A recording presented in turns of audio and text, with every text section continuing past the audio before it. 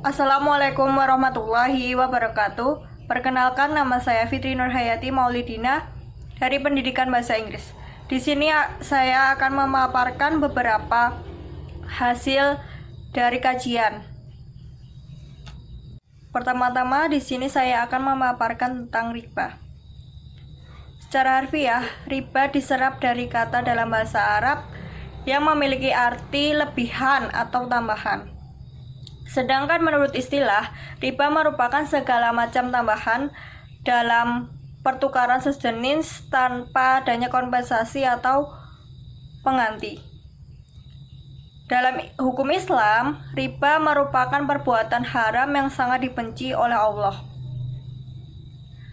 Sebagaimana yang terdapat dalam Quran Surat Al-Baqarah ayat 275 yang berarti bahwa Allah telah menghalalkan jual beli dan mengharamkan riba. Dapat dicontohkan pada kegiatan sehari-hari yang seperti kita melakukan pay later yang ada pada aplikasi jual beli dan melakukan transaksi di bank. Riba mempunyai beberapa macam-macam riba, yaitu riba fadli, ribayat, riba nasiah, riba khodr, riba jahiliyah. Salah satu cara untuk membantu kita dalam mencegah terjadinya riba, karena riba itu berbahaya, maka kita harus mencegahnya. Di dalam surat Al-Quran, yaitu pada surat An-Nisa ayat 161, telah dijelaskan bahwa Allah Subhanahu wa Ta'ala akan memberikan ganjaran berupa siksaan yang pedih kepada orang-orang yang memakan hasil riba, karena uang tersebut diperoleh dengan cara tidak baik. Yang selanjutnya tentang berdagang menurut Rasul. Sebagai seorang muslim yang semuanya kegiatannya meniru atau mendekati kegiatan yang pernah dilakukan oleh Rasul, maka begitu juga kita sebagai seorang muslim dalam kita menjalankan usaha dagang atau berbisnis. Rasulullah pernah bersabda bahwa 9 dari 10 usaha manusia adalah berdagang. Nah, oleh sebab itu, mayoritas seorang muslim itu melaksanakan dagang. Maka ketika seorang muslim telah berniat untuk mencari rezeki melewat berdagang atau usaha, maka sangat pantas bila kita meniru model dagang ala Rasulullah. Kaidah-kaidah yang harus kita lakukan ketika berdagang atau berbisnis diantaranya: pertama, niatkan bahwa usaha kita semata-mata mengharap ridho Allah Subhanahu wa Ta'ala. Yang kedua, usaha berdagang kita tidak sampai melenakan dari amaliyah ibadah sebagai seorang hamba. Contohnya, kita masuk waktu sholat, segera kita tinggalkan berdagang. Itu terdapat pada Quran Surat Al-Jumu'ah ayat 8 hingga 9. Tidak mengurangi takaran timbangan. Yang keempat, jujur terhadap barang atau produk yang kita punya, termasuk bila ada kecacatan. Misalnya, orang lain melakukan dagang pada kita, kita harus jujur. Yang kelima, mengalami laba yang sewajarnya. Yang keenam, bila dengan kompetitor atau sama berdagang, kita tidak boleh menjelekkan dagangan teman atau saudara kita. Karena bila kita menjelekkan dagang atau dagangan sahabat kita, maka kita akan berkurang rezeki kita yang telah Allah siapkan untuk kita. Selanjutnya yang saya dapat dari kajian itu adalah tentang kekuatan istighfar. Sebagai kita seorang hamba, tentunya kita sangat banyak kekurangan atau kesalahan, lebih-lebih di mata Allah Subhanahu wa Ta'ala. Namun karena Allah mempunyai sifat Al-Ghafur atau yang Maha Pengampun, maka Allah akan melampangkan pengampunannya kepada setiap hamba. Dan hakikatnya kita sebagai manusia, Allah senang melihat hambanya merengek memohon ampun kepada Allah. Ketika seorang hamba beristighfar dengan penuh keikhlasan, maka Allah akan ada beberapa dampak dan akibat yang akan diterima oleh hamba tersebut. Ya, tentunya dampak yang positif. yaitu pengampunan terhadap dosanya, timbul rasa tenang dan nyaman, tanpa adanya gelisah, akan dibukakan jalan keluar dari setiap masalah yang sedang dihadapinya, dibukakan pintu rezeki, mempunyai pengharapan untuk bertemu dengan Allah kelak di hari akhir. Selanjutnya tentang istiqomah.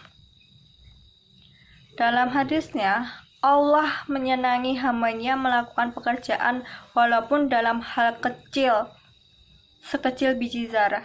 Manusia ditakdirkan oleh Allah menjadi khalifah di bumi dengan tugas utamanya adalah menyembahnya. Terdapat dalam surat Az-Zariyat ayat 56. Bentuk penyembahan atau penghambaan manusia kepada Allah atau Robnya adalah melakukan ibadah-ibadah yang telah diwajibkan atau dianjurkan sesuai dengan syariat yang telah ditentukan oleh Allah dan Rasul-Nya. Amalia ibadah yang banyak dan beragam ketentuannya membutuhkan suatu sikap yang konsisten atau terus menjalankannya. Dalam perspektif Islam, konsisten disebut dengan istiqomah. Nah, kenapa nih kita harus melakukan istiqomah? Karena keistiqomahan kita menunjukkan betapa kita berusaha menjaga atau melindungi sebagai semangat dalam kita beribadah. Sejatinya ketika kita istiqomah menjalankan kewajiban ibadah kepada Allah Subhanahu wa taala, maka sejatinya kita mengondisikan diri kita pada rel ketaatan. Jadi ketika kita bisikan atau godaan yang membelokkan kita ke arah yang tidak istiqomah, maka kita akan segera kembali ke jalannya atau ke ketentuan yang telah Allah tentukan kepada kita. Contohnya ketika kita melaksanakan sholat 5 waktu, melaksanakan puasa wajib Ramadan, terus melaksanakan rangkaian-rangkaian wajib lainnya. Selanjutnya tentang sabar. Sabar adalah tindakan menahan diri dari hal-hal yang tidak ingin dilakukan atau tidak diinginkan, menahan diri dari emosi, dan bertahan serta tidak mengeluh pada saat sulit atau sedang mengalami musibah. Kualitas diri seseorang atau kualitas diri kita akan terbentuk dari seberapa kuatnya seseorang itu tetap bersabar. Ali bin Abi Thalib menjelaskan bahwa kesabaran dan keimanan sangat berkaitan erat ibarat kepala dan tubuh. Jika kepala manusia sudah tidak ada, maka tubuhnya juga tidak akan berfungsi. Demikian pula apabila kesabaran hilang, maka iman yang kita dapat atau kita peroleh akan ikut menghilang. Sebagaimana yang telah dijelaskan dalam surat Al-Imran ayat 200 yang berarti, "Hai orang-orang yang beriman, bersabarlah kamu dan kuatkanlah kesabaran kamu dan tetaplah bersiap siaga dan bertakwalah kepada Allah supaya kamu beruntung." Macam-macam sabar. Sabar memiliki beberapa macam, yaitu sabar menerima takdir Allah, sabar dalam menjauhi maksiat, sabar dalam ketaatan yang telah Allah wajibkan kepada kita, yang harus kita jalankan. Dalam kesabaran merupakan kekuatan yang terhebat untuk menghadapi segala rintangan. Kita harus berserah diri kepada Tuhan, kepada Allah, menjadi cara agar beban menjadi ringan dan kaki tetap lincah melangkah menjalani hari-hari yang kita tempuh. Tidak perlu membandingkan kehidupan kita dengan orang-orang lain, ya karena kehidupan kita itu tidak pasti sama. Kita harus menjadi pribadi yang harus pandai bersyukur, karena wujud dan sikap sabar bisa menghargai hidup dengan tidak mengukur pencapaian kita dengan pencapaian orang lain, karena apa yang kita lewati dan apa yang orang lain lewati itu akan berbeda. Karena bila kita sabar dalam setiap hal yang kita hadapi, maka kita akan diangkat derajatnya oleh Allah Subhanahu wa taala.